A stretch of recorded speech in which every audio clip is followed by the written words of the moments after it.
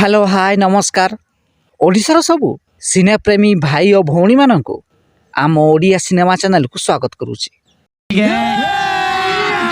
अभी मजा आएगा ना भिड़ो। आज कथा बा ओडिया अभिनेता दीपक केउ सिनेमा रे निजर भॉइस देई नाहांती। 2011 मसीह ओडिया अभिनेता दीपक अभिनीत एक सिनेमा रिलीज होइथिला। सिनेमार ना रही फैमिली नंबर 1। यही सिनेमा को निर्देशना देइथिले निशिकांत दल बेहेरा, संगीत निर्देशना देइथिले गुल्ली रथ। यही सिनेमार मुख्य भूमिका रे दीपक, स्मृति, मधुस्मिता प्रमुख अभिनय करथिले। तेबे सबुठारु बड़ कथा हला यही सिनेमा रे अभिनेता दीपक निजर भॉइस देई नाहांती। तांको बदल रे भॉइस देइछंती शक्ति बळार। मु तुमको सारा जीवन निजर करबा को चाहे। Asha I love you, I want to marry you.